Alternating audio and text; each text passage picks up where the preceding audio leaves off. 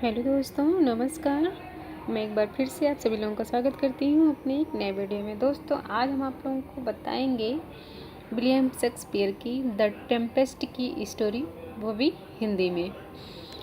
The Tempest की हिंदी होती है तूफान, और ये 1611 में आई थी, पब्लिश हुई थी। ये विलियम शेक्सपियर का एक बहुत ही फेमस प्ले है। तो देखते हैं हम इसके जो मुख्य कैरेक्टर हैं वो कौन से हैं, important character. Alonso, king of Naples. Sebastian, brother of king Naples. Prospero, the rightful duke of Milan. Antonio, brother of duke of Milan. ये प्रोस्पेरो का भाई है और ये ज़बरदस्ती यहाँ का ड्यूक बन जाता है। Ferdinand, son of Alonso, Gonzalo and honest counsellor of Naples. Caliban, a savage and deform slave.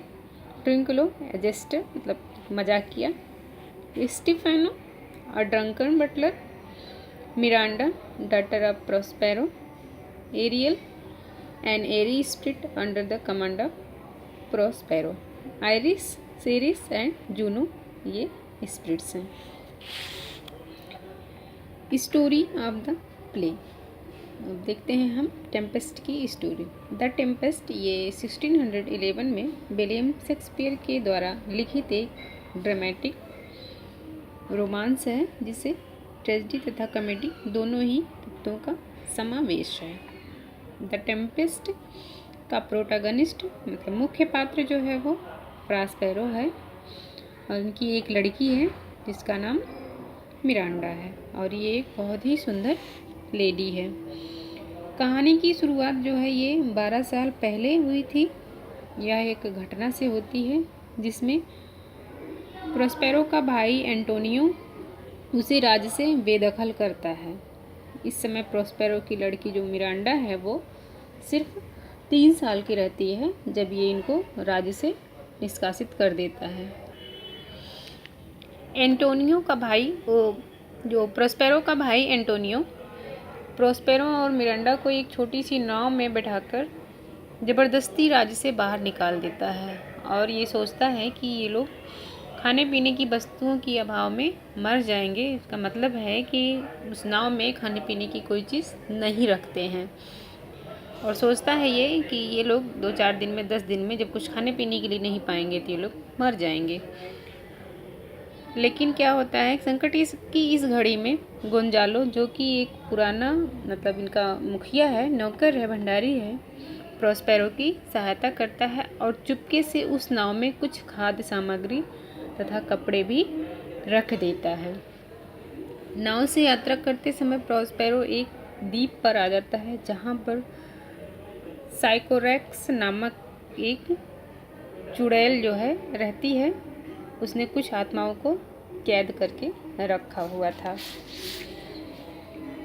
कैलिवन नामक पात्र इसी साइकोरेक्स का लड़का है तथा एरियल, जो कि एरी स्पिरिट है, जिसको प्रोस्पेरो इसी साइकोरेक्स नामक चुड़ैल से मुक्त कराता है। इसी वजह से जो एरियल है वो प्रोस्पेरो का कृतज्ञ बना रहता है तथा उसके द्वारा सौंपे गए हर कार्य को बहुत ही अधिक उत्सुकतापूर्वक करता है। प्रोस्पेरो के कहने पर ही Ariel Antonio king of Naples Alonso तथा उसके लड़के फर्डिनेंड, जो कि इस द्वीप पे आते हैं, उन सबको गुमराह कर देता है। अपनी विशेष युक्तियों के प्रयोग से एरियल इन तीनों को 3 जगह कर देता है, जो कि भूख तथा प्यास से परेशान दिखाई देते हैं। क्योंकि प्रोस्पेरो इन तीनों को एक सबक देना चाहता था, इसलिए इसने एरियल को बड़ा नुकसान पहुंचाने से मना किया था। सबक का मतलब ये है कि इसके पहले जो एंटोनियो था, प्रोस्पेरो का भाई, इसने इनको राज्य से निकाल दिया था। 12 साल पहले की घटना है, और खाने पीने के लिए कोई चीज़ नहीं रखी थी, तो उसी का बदला मतलब ले रहे हैं, एक तरह से उसी का सबक दे रहे हैं प्रोस्पेरो इन तीनों लोगों को।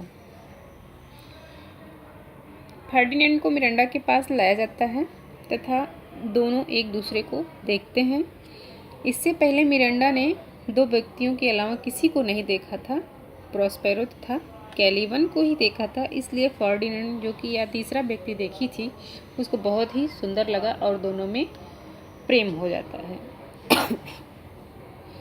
यहाँ पर नाटक में लव एट फर्स्ट साइट देखने को मिलता है, क्योंकि मिरांडा जो है वो फर्डिनेंड को देखते ही उसको उससे प्यार हो जाता है। तो इसका कहने का मतलब यही है। प्रॉस्पेरो, जो कि वास्तव में मिरांडा का विवाह जो है वो फर्डिनेंड से करना चाहता है, लेकिन उसकी कुछ परीक्षा लेता है। इन दोनों की गतिविधियों को ध्यान से देखता है कि दोनों लोग एक दूसरे को पसंद करने लगे हैं, तथा फर्डिनेंड को पौरुष को परखने के लिए उसे कुछ कठिन कार्य सौंप देता है। ये प्रॉस्पेरो जो है वो सोचता है कि एक बार परीक्षा लेनी चाहिए कि फर्डिनेंड किस तरह का है। इस पर मिरांडा जो है, जो प्रॉस्पेरो ने उसको कार्य सौंपा था, उसमें हेल्प करना चाहती है, लेकिन फर्डिनेंड उसे मना कर देता है। अपनी हीरोइक क्वालिटी की वजह से वो मिरांडा की हेल्प नहीं लेता है। अच्छी तरह से जांच परख के बाद प्रॉस्पेरो मिरांडा तथा फर्डिनेंड के विवाह के लिए मंजूरी दे देता है। इसी समय एंटोनियो तथा किंग ऑफ नेपल्स के साथ बुरा व्यवहार करने के लिए ये लोग लज्जित दिखाई देते हैं तथा क्षमा याचना भी करते हैं। प्रॉस्पेरो सभी बीती हुई बातों को भूल जाता है और लेट बाइगॉन बी बाइगॉन के सिद्धांत को अपनाता है तथा पुरानी रंजिश को भुलाकर एक सुखद तथा सौहार्दपूर्ण परिवेश का निर्माण करता है।